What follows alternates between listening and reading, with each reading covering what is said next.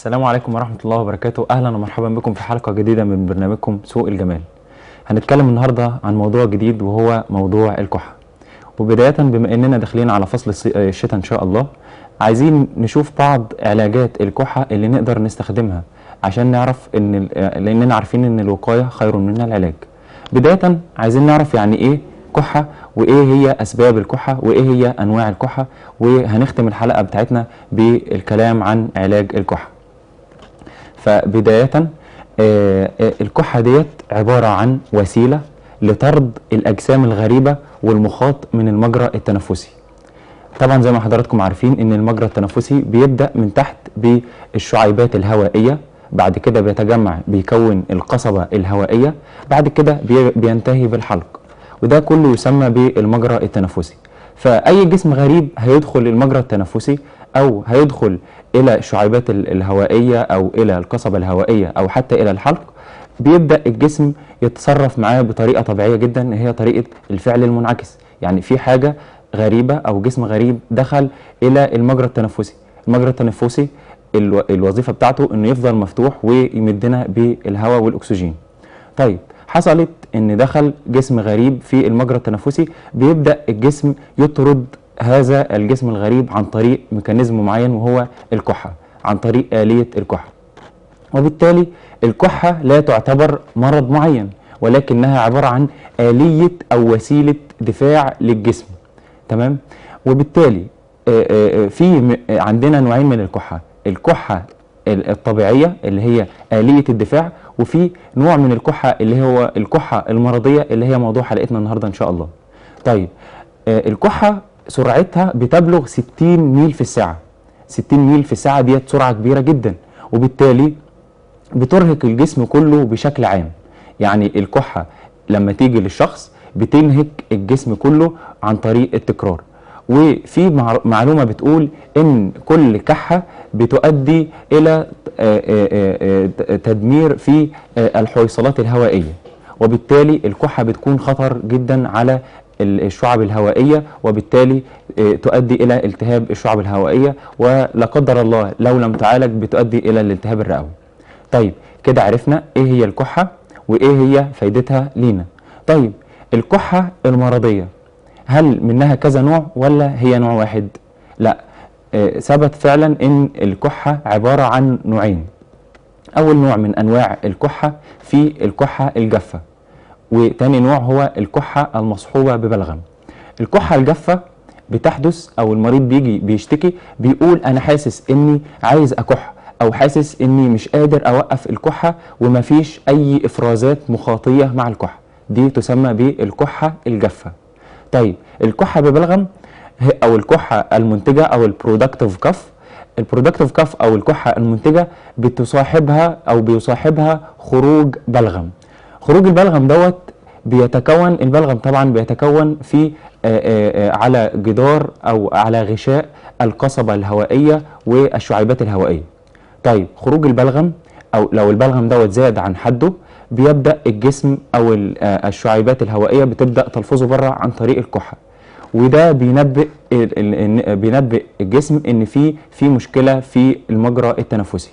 تمام، يبقى عرفنا انواع الكحة. أول نوع اللي هو الكحة الجافة، تاني نوع اللي هو الكحة المصحوبة ببلغم. طيب إيه هي أسباب الكحة الجافة؟ وإيه هي أسباب الكحة المصحوبة ببلغم؟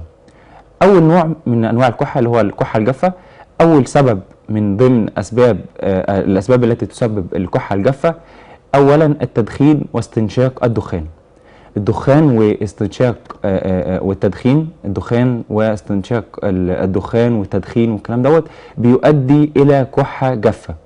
الكحه الجافه ديت بتاعه التدخين بتكون كحه مزمنه، يعني ما بتروحش بسهوله وبتستمر فتره طويله جدا جدا جدا، لانها الشخص طبعا معتاد التدخين بيبدا الجدار الداخلي او الغشاء الخارجي للشعيبات الهوائيه بيبدا في الالتهاب، وبالتالي الفرد بيشعر بالميل للكحة باستمرار. ويبقى أول سبب عندنا من أسباب الكحة الجافة التدخين واستنشاق الدخان. تاني سبب من أسباب الكحة الجافة نزلات البرد والإنفلونزا كمضاعف، يعني الكحة بتكون من ضمن مضاعفات نزلات البرد والإنفلونزا. تمام؟ طيب نزلات البرد والانفلونزا، حد جاله دور برد او دور انفلونزا بيبدا بعدها بفتره بيحس انه عنده ميل للكحه الجافه. طيب دوت ليه؟ ده لان الالتهاب او تهيج الاغشيه المخاطيه بيبدا يشعر الانسان او ينبه مركز الكحه في النخاع المستطيل انه الجسم جواه حاجه غريبه، او في حاجه غريبه في الحلق، او في حاجه غريبه او التهاب في المجرى التنفسي، فعايز الجسم يتخلص من هذا الالتهاب، فبيحاول يطرده قدر المستطاع، وبالتالي بنميل للكحه بعد دور البرد والانفلونزا. وممكن دور البرد والانفلونزا يروح ومع هذا دور الكحه ما يروحش، وده بيسمى بالبوست فايرال كف. معانا اتصال تليفوني الاستاذ محمود، اتفضل. السلام عليكم. وعليكم السلام ورحمه الله وبركاته. اتفضل استاذ محمود. استاذي انا بتكلم من سوهاج. اتفضل. ولماذا لا يكون دقيقه اقل من جنيه ونص؟ لان في مرضى غلابه حالتهم صعبه ودخولهم ضعيف. ماشي يا استاذ محمود. يعني انا مثلا راجل مريض وترددت على التامين الصحي بسوهاج، معاناه ليس لها مثيل، لاني اقعد في العياده لغايه الساعه 12 والساعه 1 الليل يجي المتعاقد اللي هو معاه دكتوراه او معاه ماجستير. فاهمين حضرتك يا استاذ محمود، فاهمين تمام. ماجستير او التعاقد المحالين للمعاد. شكل حضرتك بالتحديد يا استاذ محمود لو سمحت. علشان اعمل عمليه سعادتك اروح احجز في الكشف بتاع الايكو، اقعد 10 ايام وانا عايز اعمل عمليه. حضرتك التامين الصحي اللي بيراعي المعاشر. حضرتك في مركز ايه يا استاذ محمود؟ الدكتور حديث يراعي الحالات دي. طيب لو حضرتك بس توصل لنا الشكوى في شخص محدد او شكوى محدده نقدر نوصلها من خلال كاميرا البرنامج. التامين الصحي ده بالنسبه للمعاشات ظروفه تعبانه خالص خالص خالص، ولا يراعي الناس الكبار السن ولا يراعي المرضى. سكن حضرتك فين يا استاذ محمود؟ ماشي يا استاذ محمود، وصلت رساله حضرتك وان شاء الله هنوصلها للساده المسؤولين، ومن ندعو التامين الصحي برضو للاهتمام بصحه المرضى، لان دول اهلنا يا جماعه قبل ان يكونوا مرضى. وبالتالي شكوى الاستاذ محمود يعني شكوى من ضمن ملايين الشكاوى لمستشفيات التامين الصحي، وانا بناشد من هنا معالي وزير الصحه انه يهتم شويه او يزود الرقابه على مستشفيات التامين الصحي. ماشي، والف سلامه على حضرتك يا استاذ محمود. نرجع لموضوعنا، كنا بنتكلم عن اسباب الكحه الجافه. يبقى قلنا اول سبب من ضمن اسباب الكحه الجافه التدخين والدخان.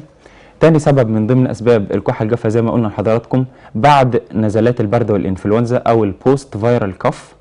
تالت نوع، ونوع دوت ممكن يكون خفي على بعض الناس، وهو الكحه الجافه نتيجه ارتجاع المريء.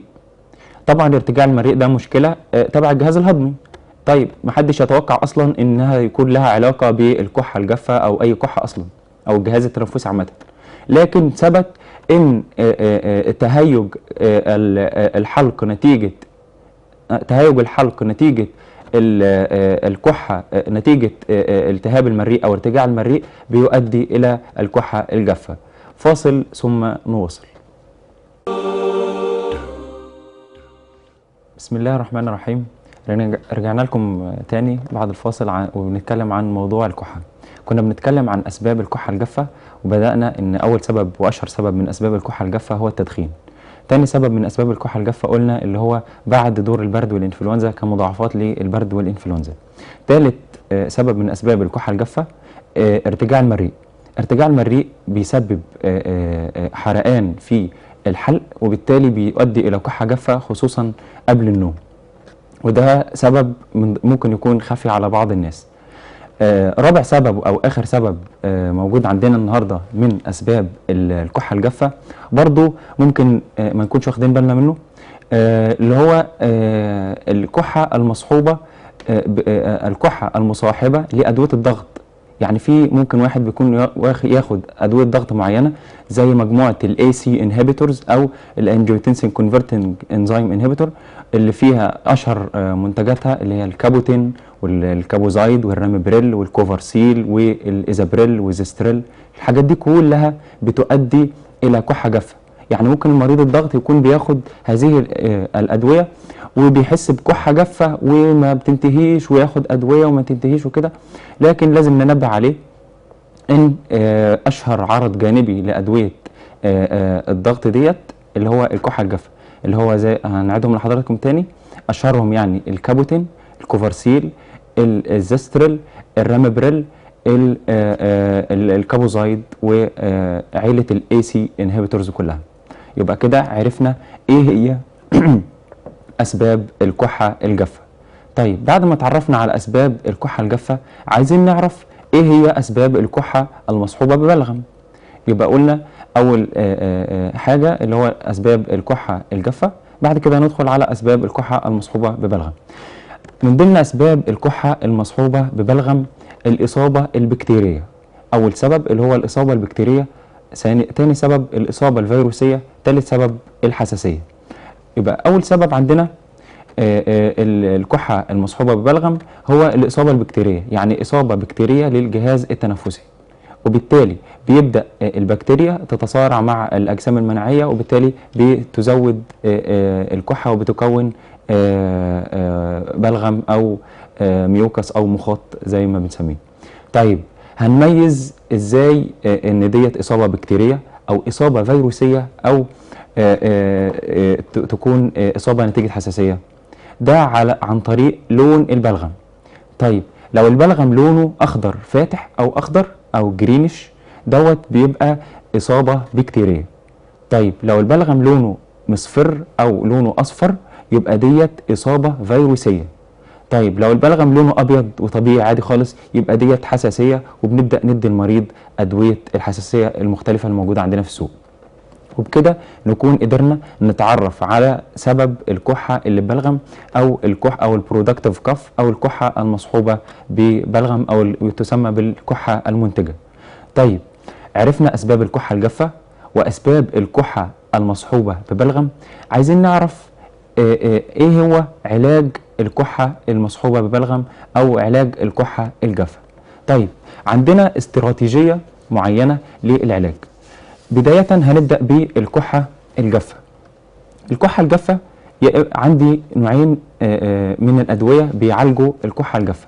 الأدوية دي تبقى عبارة عن أعشاب طبيعية، يا إما عبارة عن أدوية كيميائية مصنعة، يا إما أدوية بتشتغل على مركز الكحة وبتؤدي إلى توقف الكحة عن طريق شغل على أسفل النخاع المستطيل في المخ. طيب إيه اللي هيحكمنا أثناء المعالجة بهذه الأدوية؟ أولا هنقسم المريض أو المرضى إلى 3 أنواع. أول نوع من المرضى من عمر يوم إلى عمر 2 سنين، أو الأطفال أو الرضع لسه مولود بيبي من عمر يوم إلى عمر 2 سنين. دوت بنبدأ نديله أدوية الكحة المحتوية على الأعشاب الطبيعية. ومن أشهر الأعشاب الطبيعية الموجودة في المستحضرات المختلفة في الصيدلية أوراق الجوافة.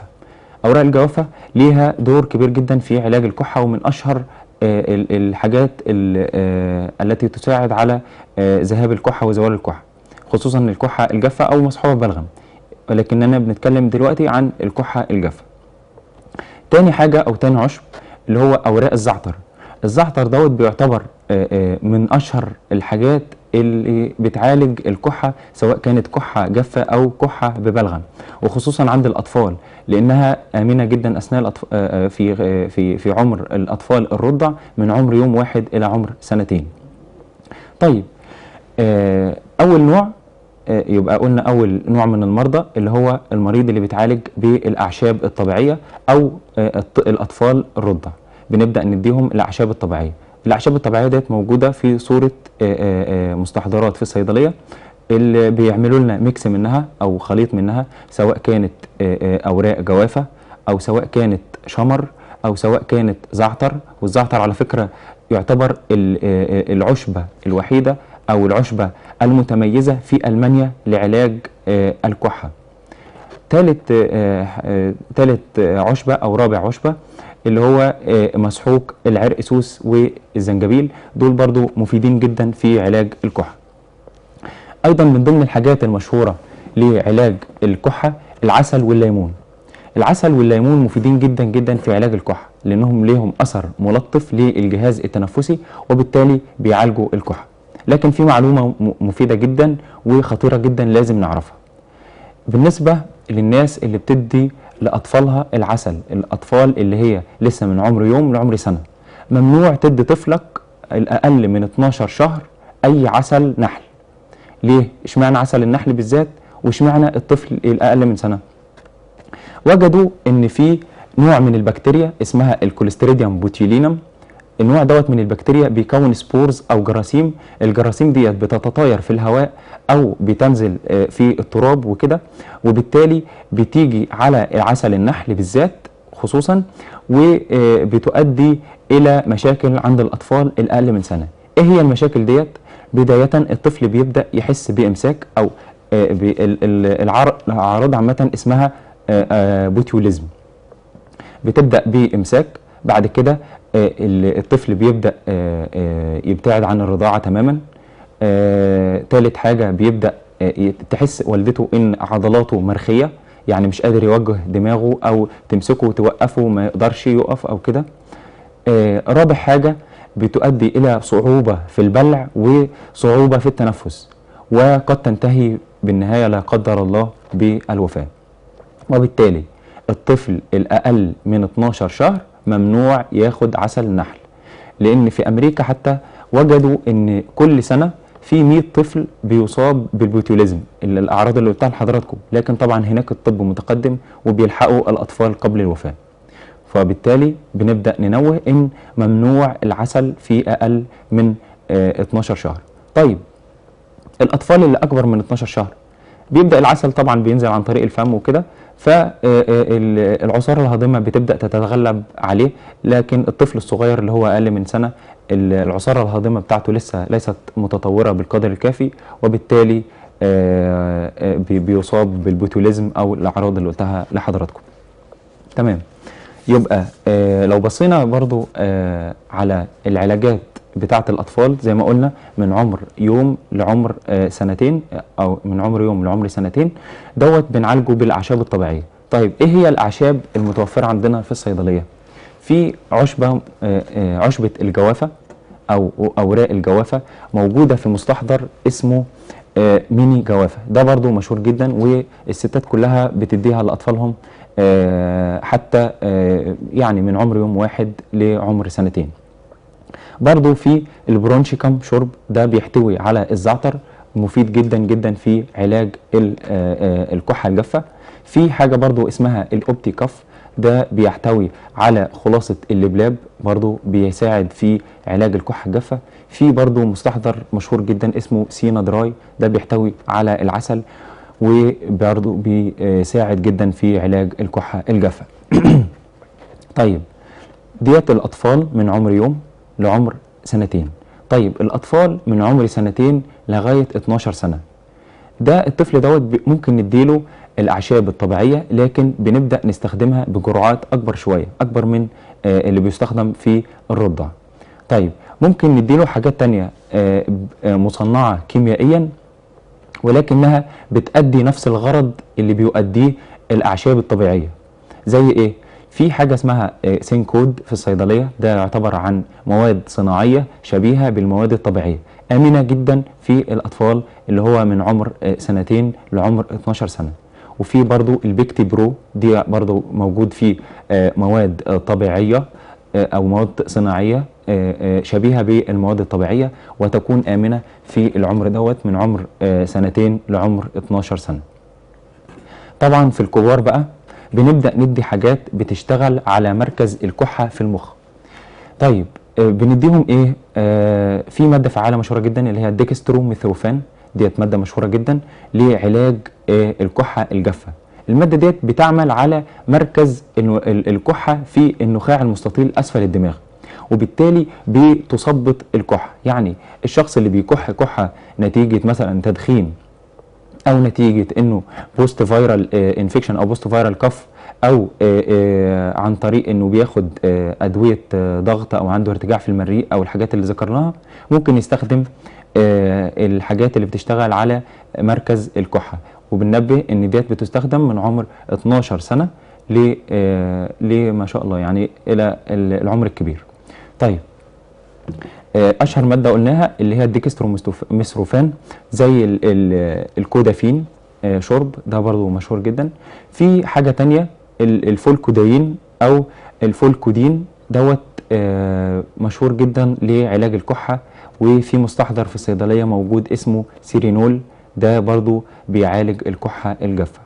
وبكده نكون عرفنا اسباب الكحه الجافه زي ما قلنا لحضراتكم في اول حلقه، وكيفيه علاج الكحه الجافه وننوه عليها كده سريعا. يبقى قلنا في الاول ان علاج الكحه الجافه في اعشاب طبيعيه بتستخدم في الاطفال، وفي مواد مصنعه شبيهه بالاعشاب الطبيعيه بتستخدم في الاطفال من عمر سنتين لعمر 12 سنه، وفي حاجات بتستخدم في الكبار اللي هي